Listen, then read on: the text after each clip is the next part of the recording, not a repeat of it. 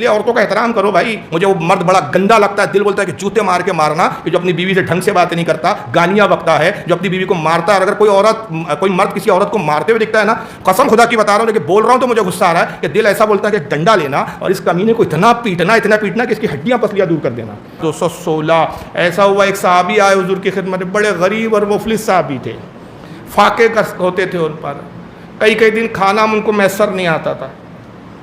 حضور کی خدمت میں آئے, یا رسول اللہ دعا فرما دیجئے سرکار, اللہ میری تنگ دستی کو دور فرما دے.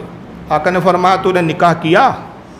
عرض کہ یا رسول اللہ مجھ سے کون نکاح کرے گا, میں تو بڑا مفلس و غریب ہوں, فاقے ہوتے ہیں, کھانے کے لالے پڑے ہوئے, تو نکاح کہاں سے کر لوں, اور کر لوں تو اس بیوی کو کیا کھلاؤں گا جب میں خود نہیں کھا پا رہا ہوں.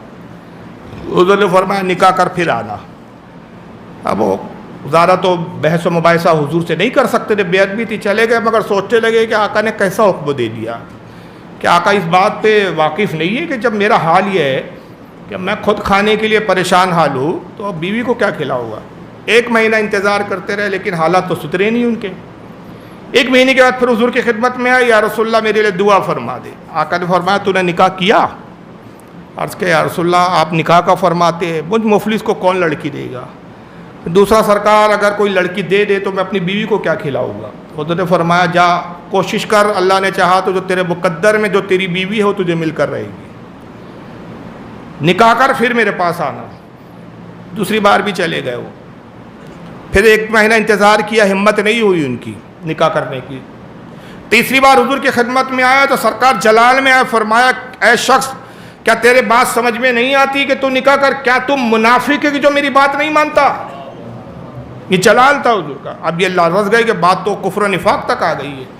کہا یا رسول اللہ قسم خدا کی میں اس وقت تک آپ کے سامنے نہ آؤں گا جب تک میں نکاح ادا کر لوں. فرمایا ہاں اس وقت تک میرے سامنے نہ آنا جب تک میں تجھ میں نکاح کے اثرات نہ دیکھ لوں. یہ لوٹے اور پھر جستجو کی, اللہ تعالیٰ نے جو ہے آسانی پیدا فرمائی. ایک غریب گھر کی ایک غریب بچی مل گئی. ظاہر ہے غریب فاقہ کش تھے تو کوئی غریب ہی لڑکی رہتا, کوئی پیسے والا تو دینا نہیں والا تھا. مگر جیسے ہی نکاح ہوا اس کے بعد کیا ہوا, 1 ہی ہفتے کے بعد آئے, بڑے خوشحال تھے, کپڑا بھی بڑا صاف ستھرا نیا پہنے ہوئے تھے. عرض کیا یا رسول اللہ آپ نے سچ فرمایا, میں نے جیسے ہی نکاح کیا سرکار, ایک دور وہ تھا کہ میں فاقہ کرتا تھا, اور آج دور یہ کہ جس دن سے نکاح کیا کبھی بھوکا نہیں سویا, اب تو کھا کر اتنا بچ جاتا ہے کہ ہم پڑوسی کو دینے لگے ہیں, اور اب تو مال بھی کچھ بچا کے رکھنے لگے. حضور مسکرایا, کہا تیری برکت تیری بیوی کے سبب تھی, اپنی برکت کو تو خود روکے ہوئے تھا.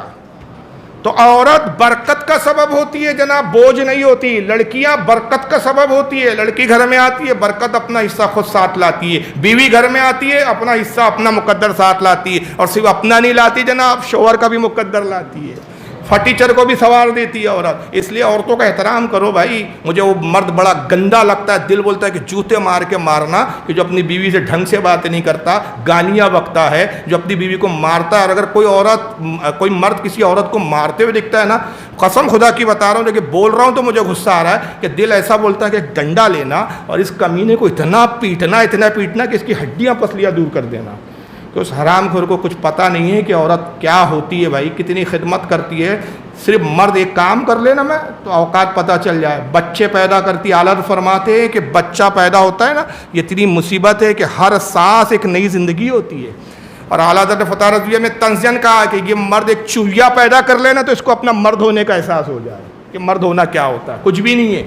تو عورت کی قدر کرنا چاہیے کہ بچہ پیدا کرتی ہے, کپڑے دھوتی ہے تمہارے, کھانا پکاتی ہے تمہارے لیے.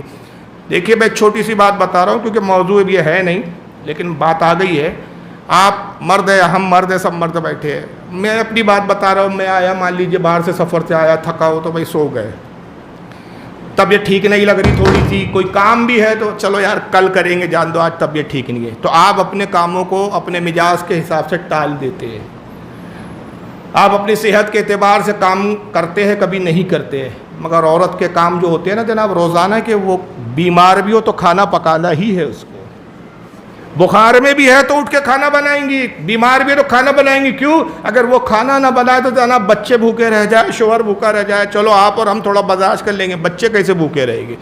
تو عورت کے کام کبھی ختم نہیں ہوتے, اس لیے عورت کی قدر کرنا چاہیے. تو آقا نے فرمایا کہ تیری برکت اس عورت میں تھی, تو اپنی برکت خود روکے ہوئے تھا. تو عورت برکت کا سبب ہوتی ہے. گویا عورت پر ظلم کرنا, آپ اپنی برکت کو اپنے پیروں سے ٹھوکر مار رہے ہو.